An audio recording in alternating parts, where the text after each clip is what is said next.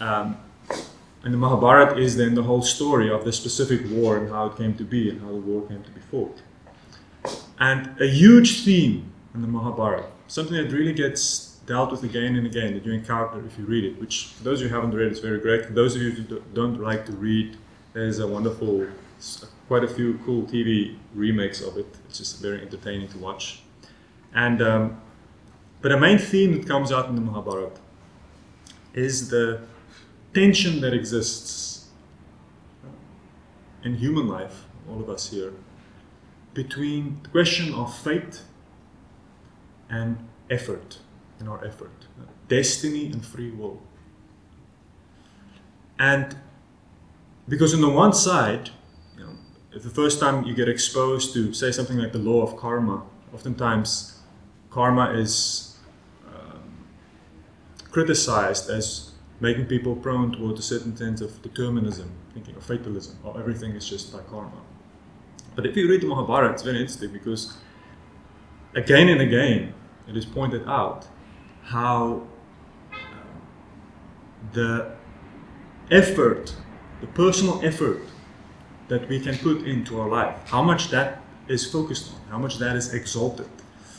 They say there's this one section, because the whole situation, the whole war ultimately was fought due to the classic scene. If you ever heard the story, it's basically there's a family, two brothers who were fighting for two sections of the family who were fighting for the kingdom. But the one specific instance that ultimately led to the war was when the wife of the Pandavas, the good brothers, if you call it, was dragged. They had a gambling match, and in this match, everything was lost, and then she was also lost. And then she was dragged in by the hair into this assembly in front of all the kings, and everybody was sitting there. And then she asked the king, who was a blind king, who was the king nonetheless, and she asked him, is what is happening here now, is this just? Is this a righteous act? Me being treated like this? And the king, what he did is, he didn't do anything. He didn't go to the left, he didn't say, no, it's wrong, he didn't say, yes, it's right. He didn't act. And at the end, he was pushed to say, sort of tried to diffuse the situation as best as he could. But again and again, the situation is stated how this king's son, Duryodhan, who was the one who was agitating for war, he was never stopped by his father. And what is interesting is that if you read the Mahabharata, you see a lot of the blame is put on the king. Not on the bad son, but on the king, because the king was the one who could do something, but he didn't do anything. And therefore, again and again, it is pointed out how even though the bad son was the one who was, the one with the bad qualities, the one who was fighting for war, the one who was stealing, but because his father didn't do anything, he is ultimately blamed to be the one that was at fault. And his reasoning for why he didn't do anything is that he said that fate is very powerful. Because destiny is somehow, it's just by destiny. By destiny, this is just sort of what's happening. What can I do? It's just destiny. Fate is so powerful. There's nothing I can do to stop this. And then it's amazing to see how repeatedly in the Mahabharata, this attitude is criticized. The attitude of basically forsaking our personal responsibility, even for the sake of saying, oh, it's all by fate. And it says how, an interesting verse that says, the worst of people, the worst attitude you can have is if you think everything is up to chance or everything is up to fate. And really, all of the two basically comes down to the same thing. If you think it's all chance or if you think it's all destiny, what both of them do is you remove your own sense of responsibility for the direction in which your life is going. And that attitude is repeatedly criticized. But at the same time, it is very much acknowledged that destiny is very powerful. It's not that there is no destiny. It's not that we can do whatever we want. Which is, one can also go to the other extreme, where you think that now, oh, I'm the creator of my own life. I can, what's that word? I can manifest. I can manifest anything I want. I can just manifest, whatever. I can manifest the Ferrari. I can manifest this. We all know that is not really true, because it's not that we can do whatever we want. Like if I jump out of this building, there's only one thing that's going to happen. Gravity is going to do what it's going to do, and I'm going to fall. And I can manifest whatever I want, but I'm not going to manifest wings and fly away. So we know that there is an element of things we can't change. But then there is this element of things that we can change. And what the Mahabharata is pushing us, and what spiritual culture really is all about, is about focusing on what are those things that are within our grasp that we can influence. There are many things that are not within our control, but the emphasis is placed on the great power that is released in our life when we do put our focus on those things that we can control. And that is what you will see is the natural fault in this world, that we put most of our attention on the things that are out of our control and the things that we can actually take responsibility for. We neglect and we ignore, and we're actually in denial. We're in denial about what the things are that we can do. And that's how we go through life. That's how we shirk responsibility for the things that are within our influence, by putting all the effort on the things that are out of our influence. And the news is great like that. Watching the news is like one of the best ways to do that. Okay? You can just sit and you can see all the things that other people are doing that are wrong. You can spend your whole day looking at things that are completely outside control, outside your scope of influence. And the whole day goes by without you doing any of the things that are actually within your scope of influence. So I think when we enter into the new year, I think this is how I bring together this focus of the Bhagavad Gita and the Mahabharata on this period that we are now in, the period of thinking about our resolutions, thinking about what is it that we are going to do with this year ahead of us. Because when you are able to take your attention and your concentration, and you can focus it maximally on those things that are actually within your scope of influence, and you can really follow through on that, you have the potential to greatly transform your life. No, you cannot do anything. There is not unlimited potential or unlimited opportunities. Fate is still very powerful. Destiny is still a very powerful thing. Our limitations are very real. Your limitations are very real. But if you can have an accurate idea of what you can achieve and you do it, then great things can happen. And that is really the attitude that brings the best results for both the spiritual practitioner and anyone really. It's explained how we greatly overestimate what we can achieve in 1 year, and we greatly underestimate what we can achieve in 10. And that is the reality of how transformation really works. It's not always extremely romantic or extremely exciting, but real changes are actually sometimes simple things that are just consistently executed, that over a period of time brings great results. So this question then of fate and free will is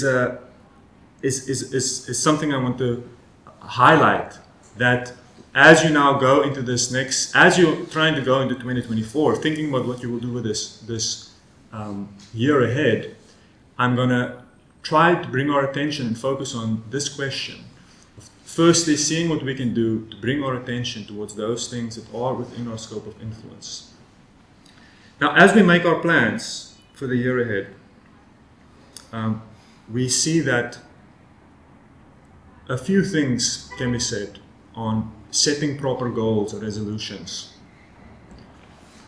I was recently reading a book. I don't know if everyone ever read that book here. It's called The One Thing. Anyone read that before? The One Thing? It's quite a good book. And it highlights a few interesting lessons that I want to share with you now. The gist of the book is basically that our power to get things done, to transform things in our life, is very powerful, but it's also very limited. Willpower is not something that we have on demand, and it's not something that we have in unlimited supply. They did some interesting tests. Who of you have heard of the marshmallow test? The marshmallow test, very cool. You can Google it on YouTube. You can Google it, check it on YouTube. It's very funny. It's this experiment that they did with a bunch of kids. They took a bunch of kids and they sat them down in a room, and they're like between, I think, like 3 and 6 or something, young kids. And they gave each of them a marshmallow. And they told them, listen, I'm gonna be out of this. I'm just gonna go somewhere for 10 minutes. You can eat this. This marshmallow is yours. You can eat it. But if I come back and you haven't eaten your marshmallow, then I'll give you another marshmallow. But if you eat that marshmallow, then that's the only marshmallow you're gonna get. So I'll see you in 10 minutes. Bye bye. And they close the door. And the kids are being recorded. And it's fascinating to see because some of the kids, they even immediately said, "No, I don't want this experiment," and they just eat the marshmallow and then they're out. They didn't even want to try. And other kids, they tried a little bit, and there's this one little girl, she's the funniest. She sort of sits and then she just decides she's gonna take a little bit. So not like the whole marshmallow, so she just like breaks a little corner off. And then she starts like sort of break in the middle, like sort of so you can't see. She starts to hollow the marshmallow out from the inside. And another kid, he goes literally almost for 5 minutes, he just opens his mouth and then just goes like this. Without like touching the marshmallow, but it just goes as close as humanly possible without eating it. And it's interesting how all these kids, they find things to do. One kid starts to sing songs and slap his hands or slap his knees. Most of them though, they don't last, they eat the marshmallow. They just eat it straight up. And it was a funny experiment, but where it doesn't really get funny, it gets very serious, is when they did a follow-up on those kids. I think 15 years later, it was the whole test. Long time later, I don't know how many years, but it's quite a while. To see how did all these kids turn out? Because it was a broad range of kids. It wasn't like all, it's not like they just took a bunch of kids from, various different backgrounds and wealth levels and whatever. And the correlation between the ability of these kids to whoever was able to wait, or those who showed very weak impulse control, just immediately went for the marshmallow. The correlation between that and success was shocking. How many of the kids who ate the marshmallow within the first 30 seconds, the percentage of those who later in life had severe behavioral difficulties, even who sometimes ended up problems with law enforcement, or those kids who were able to wait the whole 10 minutes, the proportion of them statistically who ended up being high earners and being high achievers in life. And it's interesting because, and it didn't correlate, it's not like the rich kids didn't eat the marshmallow and the poor kids ate the marshmallow because they were hungry. No, it was completely random in one sense who was able to do it and who wasn't. But it shows a very interesting fact, the power of what we call delaying gratification. But the problem with that ability to do something like that is that it runs on willpower. Runs on some willpower that you have to stop your impulses. To say, okay, no, I'm not going to do this. But the difficulty with willpower is that it's very limited. So a follow-up experiment of that they made is that how they tested people at a job interview. They basically had people come in and then they asked them, they have two groups. The one group they asked to memorize 3 numbers. And the other group they asked to memorize 7 numbers. A little more difficult. So they sat them down, one group, here's 3 numbers, just memorize it. Other group, memorize these 7 numbers. And then you went out of the room, you got like 10 minutes and you went out of the room. And then they as you sat down, they said, okay, just wait a little bit. We're going to call you in and see if you memorize it. But while you're waiting, would you like to have a snack? And they offered them a snack of either something like very sweet or greasy or something healthy, like an apple versus, I don't know, a Big Mac. And they like sort of showed, okay, do you want to have a snack? You can choose. So people didn't think it was part of the test. People just sort of chose, okay, which one am I going to go for, the healthy thing or the unhealthy thing? And the people who were who were asked to memorize the 7-digit number, the vast majority of them chose the chocolate, chose the unhealthy thing. And those who were just asked to memorize 3 numbers, the majority of them chose the healthy thing. So, and there's a few of these experiments that basically indicate that we have a limited amount of mental energy, mental power that we have. And when that mental power becomes depleted, what happens is then it becomes difficult for you to make good decisions in your life. And we've seen that. After a day of like very difficult work, hard, like stressful work, then for example, it's difficult to exercise or to eat healthy. You just, you need to let your mind relax a little bit. So willpower is something that we don't have an unlimited supply of. So therefore, we have to be very careful with what are we going to spend it on. If we're going to try to change something in our life, if we're going to try to focus on something and say, what can I do here to improve my life? You have to be very particular because you can't do so many things at the same time. And naturally, how it goes in life is that once at a certain point with things, it switches and then it goes from willpower to habit. And then you don't have to use that mental energy you need to maintain it. It's just automatic. Like if you have been exercising for 10 years every day, then you don't really need to use your willpower to exercise. It just happens automatically. There you go. Yeah, that's you. But if you've never exercised in your life and now you're trying to start exercising, then what happens is it's difficult. It takes your willpower to do that. So, as we are moving forward in the year, as you set your New Year's resolutions, that's then the second thing I would like you to keep in mind, is that the ability to choose sometimes simpler goals, but be able to actually stick with them and follow through, can be more powerful and have more beneficial results of trying to do too many things at the same time, trying to focus on too many things and then not actually following through on any of these things. Because again, we can only really do a few things at a time, actually really only one thing. Even multitasking is a little bit of a myth. And when it comes to changing things in our life, it takes a special energy to change our habits. But the reality is if you're seeking to transform your life, to make your life better, the real thing that forms the baseline of your life is those things that you do every day. People think that happiness lies in some kind of, extraordinary experience or doing something very different and very unique. And these things have their place. It's nice to, just get on a plane and go to some exotic country. But the real quality of your life, the actual quality of the life that you live, is going to depend much more on the things that you do every day. They create much more of the tenor and the quality of your experience in this world and your contribution in this world is the daily things that you do. And change to daily things becomes very difficult, especially every year as you get older. It gets more difficult and difficult to change your habits. It's not impossible, but it's challenging. I say after 30, I think it becomes a little more difficult to change certain habits, but it is possible. And in spiritual life, we see that as we start to follow the spiritual path, a huge emphasis is placed on our daily habits and trying to take our daily habits and aligning them with our spiritual values, because that unlocks an immense amount of power, an immense amount of momentum in our spiritual growth. And one of the most powerful resolutions or goals we can set for ourselves is goals that are focused on bringing in or transforming the things we do on a daily basis.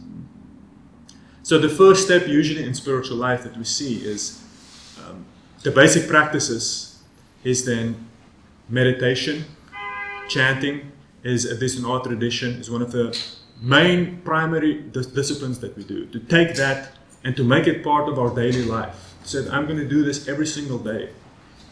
And if you do that, and you do that consistently for a period of time, it becomes part of your life. It becomes part of who you are. It takes a little while, but it becomes included in you. It's not just this thing that you do. This is me. This is what makes up my life. Another example of the secondary principle of spiritual practices that are foundational is then in regularly reading spiritual text. To make that decision, to say, listen, I'm going to take a spiritual text and I'm going to make it part of my daily life, make it part of my daily absorption every single day. It is these decisions that don't amount to a lot of time, even if it's a half an hour in the morning that you devote to doing these things. But these are the things that will, over a long period of time, lead to the most radical transformation, because it is something that we do every single day, that builds up, that becomes, and it transforms us. And it takes a little while to see that transformation take place, but you have to understand that as you go into your life every day, you have no idea what life is going to throw at you. We have no idea what destiny is going to throw at us ultimately. The challenges that come, who knows what's going to happen. And unfortunately, in the modern world, the big problem that we have in the modern world is that the civilization that we have built, it gives us a lot of amazing comforts, like central heating and Wi-Fi, and God knows what else is coming up, and ChatGPT and all these amazing things. But the problem is that all those things, they all run on immense amounts of human energy and human attention that has to maintain these systems, that have to keep these systems in place. One of my colleagues, he used to work at Amazon. And it was interesting to hear, because you have this idea of Amazon, you always think it's just sort of by magic. Two-day two-day delivery. I remember when I first came to America, and because originally I'm from South Africa, and we don't really have Amazon there. We have something called Kalahari.net, and now it's called Takealot. And they're sort of cool, it's still online shopping, you can get some good deals, but I tell you one thing, it's not Amazon.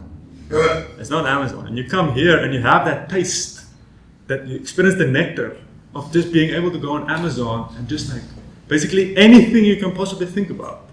I remember the first time I came, I just stopped buying anything. If I needed a pencil, I was like, Amazon, bro, I'm not gonna waste time to go to the store. A pencil, an eraser, if I just need one sock, if I miss a sock, you can go on Amazon, you can find single pairs, that you say, okay, blue sock, just buy that. You can buy whatever you want.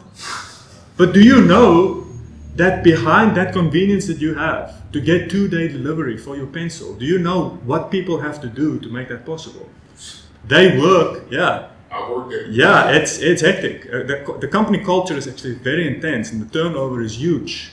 So my friend said that he used to work as a manager in one of their packing facilities. And the deal basically there is very simple. You have to work 1.5 years, you work day shift, and 1.5 years you work night shift. So for there's not like shift, it's like for a whole year and a half, you just night shift. So basically the whole company, that whole division, 50%, 1.5 years, half of them are like totally miserable and like the whole life is like sucks. And then the other half is like doing good, and then they sort of just shift every year and a half. So the turnover is huge. Who can do that? Work so much. But all of us in our way, when we're working, we all ultimately will work for something, and it's making all these amazing things possible, but at a huge cost of human potential and human energy. Huge, huge, more than we can imagine. It's ironic that we think the modern world provides so much luxury and like life is so easy now, but we actually work way harder than people used to live. We used to work. I once, when I was in South Africa, I met a guy who was distributing some books there, and I met this gentleman. He was just a hotel porter. But when I met him, I could see this. He didn't look like, he looked very different. He looked extremely healthy. I remember his teeth was just so shiny. It's like, those people, wow, the guy should be on like a Colgate commercial. And so I started speaking to this guy, and it turns out he was from a village in the Transkei. So in South Africa, you really have like people who really live very simple. Not like it's quite there. So he used to live in a village there, and I was so amazed because at that point of life I was so excited. I was really into agriculture and sort of the idea of living an alternative life. And so I asked him, how did it work? And he said that he said it's very simple. He said there, when you reach a certain age, basically you go to the chief. You can ask the chief for some land, and then the chief gives you a certain section of land. And then basically the whole community would come together and they build you a house. So they build you a house like where they were from, they're like sort of stone or something. But then the agreement is that obviously if someone else needs a house, then you also have to help them. But it means that, so it's like when you get married, basically, you get land where you can grow stuff on, and you get a house. This is like, there's no mortgage, it's just it's there. And then every year you would pay a certain like kind of tax to the king based on how much you produce. So however much you grow, a certain percentage of that goes to the king. And he said that they would more or less only work really hard for like harvest season and planting season. So a few months, like 4 months of the year, you would like really work. But then the rest of the year, you sort of just, you're waiting. You're just waiting for the stuff to grow. And most of the time, then people do stuff. They have, all kinds of things that they're doing socially and communally. But most of the time is just sort of spent with your family and friends. And I was like, what the hell are you doing here, man? Why the hell are you here? It sounds wonderful. And he said the problem is that the one thing you don't have there is whiskey. You can't get any whiskey. And the other thing is meat. You can't eat meat every day. They would eat meat every now and again because it's very difficult to slaughter. Slaughtering a cow there is hectic because cow is like worth much more alive than eating it. So, but in the city, you could drink liquor every day, and you could eat as much meat as you want to. And also, he says the thing is, his wife, she just loves shopping. So once they spent some time, they came to check out the city, and since then they could never go back they could never go back to where they came from, because even though the city was interesting, is that he said that he had a 3-hour commute. Every day he would spend 3 hours on the train. Actually, almost sometimes 3 hours one way. So he would leave every morning at 3 and he would only get home at night around 9. And he said that the worst thing in his life was when his daughter was, I think, when she was 6 or something, when one day, I think he had a day off. And then his daughter, at a certain point, she asked her mother, she couldn't understand who this guy is, who's sort of there. She couldn't understand exactly who exactly it is, because she couldn't really understand that he's her father, and sort of she had this idea that there's this guy who sometimes comes. She couldn't really understand that he's actually, because she just didn't really see her. So the reality is that we live in a society in which, unfortunately, a huge amount of our energy is being tapped to keep a system going, which gives us some benefits, but it comes at a huge cost.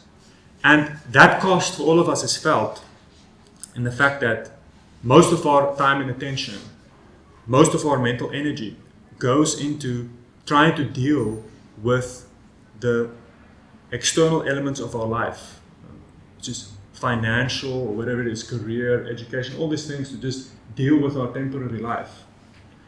But if you can take a certain portion of that energy, take some of that energy and invest it into your private spiritual life. And really for most of it means one thing. It means taking a certain portion of your morning. Basically from the time you wake up to the time you take breakfast. If you can at least expand that gap a little bit to make however much you can have that gap. And take some of that time and invest it into your own spiritual growth. Invest it into a practice like meditation, into a practice like reading spiritual literature. What happens is that another reality opens up for us. And you are not going to get anything there. Sometimes people try to sell meditation as this thing that's going to solve all your problems, or this thing that's going to make your life better. And maybe it does. It will actually, But the real thing is that you have to take back and understand what is really in your ultimate interest, your ultimate self-interest. Because to put all your energy into the temporary world, to put all your energy and all your intelligence and all your life energy into a career or into finance, some of it has to go there, but keep a certain portion for yourself. As they say, pay yourself first. Because the end of life, your actual transformation in your life is happening when you can change your habits. And for that, you need a certain level of spiritual strength that comes from investing in these spiritual practices. That as it becomes part of our life, it opens up another life. And your life becomes more than just this, running in a circle and fulfilling our temporary obligations. So that is really what bhakti is all about.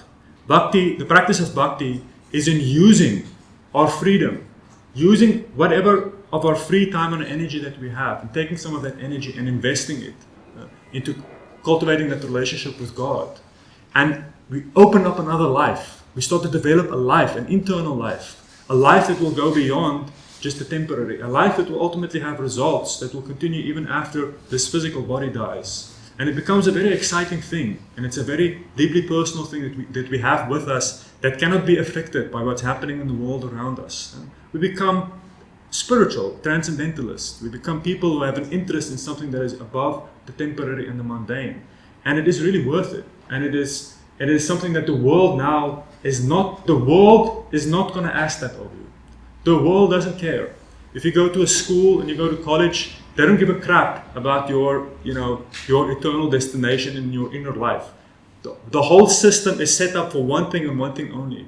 It is to create people that can somehow give value to whatever the economy requires. And which is okay. I mean, I'm not knocking it. I work in insurance. I'm the last person that can knock doing something like that. But my point is that a certain level of defiance has to be there, where we say, listen, I'll give you something. I'll give the world what it requires, but I'll keep some for myself. I'll keep some of my energy for myself. And if you think what is in your ultimate self-interest, is in investing in these practices that can connect you with your eternal identity and ultimately connect you with your relationship with God. And that's really what the practice of bhakti is all about. So it is a huge fight sometimes to be able to do that, but that is really what the Mahabharata comes down to, that there's a fight that we have for virtue, virtuous behavior. And that fight starts with investing in these internal practices. And as we start to read spiritual literature, you will also see that spiritual literature, it's not just telling about some other kind of destination or the reality of the soul, the reality of God. It also very much opens us up to the fact that there are certain qualities that can be developed right here within this world. And those qualities, as we abide by these qualities and we develop these qualities and cultivate them, that is really what is the most valuable thing that you can have. So I will end off just with a little verse. So I usually don't do this in classes, where I give verses that list a bunch of stuff, because a list is a little bit shocking, and it's like this thing you space out a bit. But I'm going to do that today because it's almost New Year's, so we have to do something a little different. So I'm going to look at a list this is from the 11th canto of the Srimad Bhagavatam, where it explains to us the qualities of the mode of goodness. And goodness means it is those qualities that we can cultivate that are favorable for spiritual growth, favorable for our ultimate happiness. So let's look here. Sorry, I should have done the bulleted list one by one. So the first one is mind and sense control, the basic practices of discipline. The second one is the ability to tolerate difficult circumstances without complaining. Discrimination, to understand the difference between what is good and what is bad, what is true and what is false, what is evil and what is good. Sticking to one's prescribed duties, the ability to fulfill one's responsibilities. Being truthful, being merciful. Being careful to study the past and the future, meaning that not making the same mistakes twice. Why would you continue doing the same things that lead to the same bad results? But we do that. We all do that to a certain level. Being satisfied in any condition. Being generous. Renouncing sense gratification, meaning renouncing those things that you purely do because of pleasure, even though it is destructive and it does not bring any happiness to you or anyone else. Faith in the spiritual teacher. Being embarrassed at improper action. Simplicity, humility, and satisfaction within oneself are qualities of the mode of goodness. So the reason why I give you this list is to give you an idea of when we start to try to create goals for ourselves. Oftentimes these goals can be very simple when we start to relating it to virtuous behavior. The goal to be more truthful. It's a simple thing that can be practiced in your own private life, but it can have real serious consequences, very transformative effects. if we start to practice some of these things, the ability to be more satisfied, the ability to stop complaining. These are the kind of goals that a spiritual practitioner can put for himself that will give you something. It will give you spiritual strength, and it will allow you to unleash a certain energy that is otherwise not there. And similarly, I'm going to go over two other. So the one kind of qualities are the qualities of the mode of goodness. And then there's two other kinds of qualities. The Bhagavad Gita explains that there are these three modes of nature. One of them is goodness, which is powerful in promoting spiritual growth. And the other two is passion and ignorance, which is progressively worse. So in passion, we have strong desire, great endeavor, being audacious, being dissatisfied even in gain, having false pride, praying for material advancement, considering oneself different and better than others, sense gratification, rash eagerness to fight, a fondness for hearing oneself praised, the tendency to ridicule others, advertising one's own prowess, and justifying one's actions by one's strength. These are qualities of the mode of passion. In the mode of ignorance, we see intolerant anger, stinginess, speaking without any scriptural authority, violent hatred, living as a parasite, hypocrisy, chronic fatigue, quarrel, lamentation, delusion, unhappiness, depression, sleeping too much, false expectations, fear and laziness constitute the major qualities of the mode of ignorance.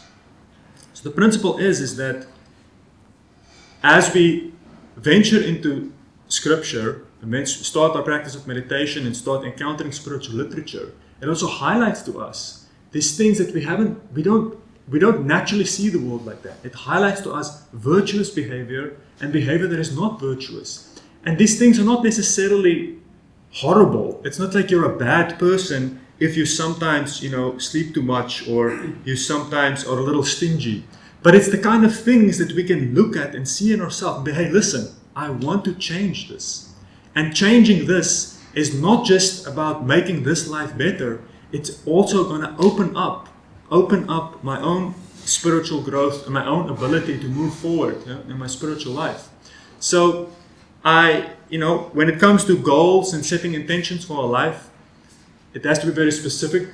So it's not like I'm here going to tell everyone sort of make this your goal or make that your goal, because it takes a lot of thinking actually for ourselves. What is our resolutions for a year? But I wanted to just highlight and sort of summarize three things that I pointed out.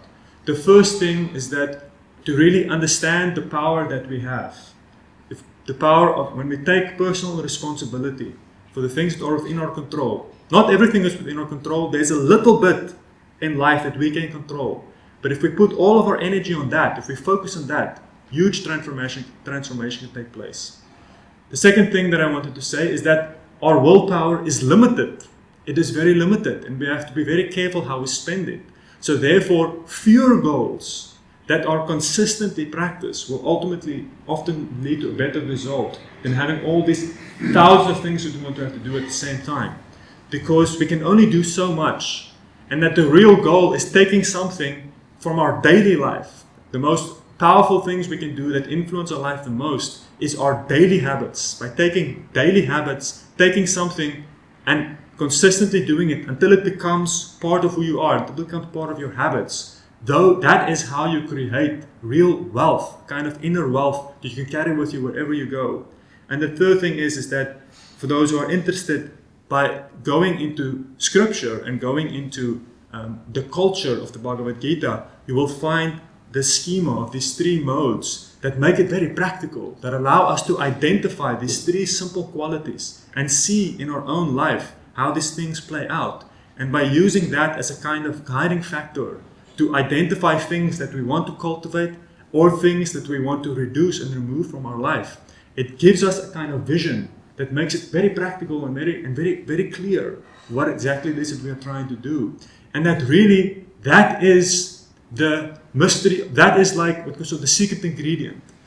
When we started speaking about hope, the only hope really in life lies in this slow and steady and consistent transformation of ourselves by focusing to a large part mostly on the things that are within our control that we can actually do. That is really where the magic of life lies. And if our hope is properly directed, we can really become something wonderful. And Bhagavad Gita explains that at the end, your whole life is ultimately like a work of art. And as we make our decisions every day, we are trying to create something beautiful.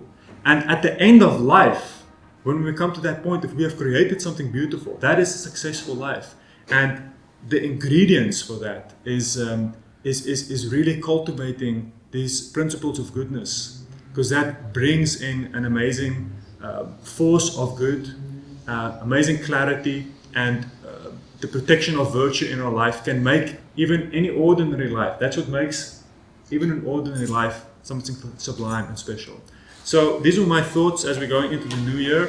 Maybe we can have a few questions. I'm not really sure what the time schedule is like, but if anyone has any questions or any comments, you're welcome to share with us. Yes, sir. When we sang at the beginning the Hare Krishna, what's the direct translation of this? So it's called the Great Mantra, the Maha Mantra. There's many mantras that we encounter in the yoga tradition, but that is called the Maha Mantra.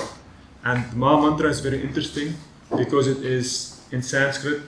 You have different words can have different cases. So all those words are in what we call the vocative case, which means it is a direct address to some person. So these are actually all names of God, Hare, Krishna, and Ram. So what it is really calling for, the translation is that we are basically asking the Supreme to engage us in service, to help us be connected. That is the request. We're basically praying for some connection with the ultimate source of everything, with God. And the Maha Mantra is then considered to be, that is the main focus. It allows us, we're asking, please let us be connected. Let us be connected with truth. Let us be connected with good, with the beautiful. And the source of that is, God, which we call Krishna. So that's what the Maha Mantra is all about. And the Maha Mantra is considered, it's explained that of all in the age in which we are living, the Maha Mantra is the most powerful. And the Maha Mantra, if we regularly chant it and connect with it, it allows us to be protected from the influence of the world, which is becoming increasingly antagonistic towards spiritual life. So that's why the Maha Mantra has a very special focus in the modern world, and specifically in many traditions. It's chanted all over by many different kinds of practitioners of yoga.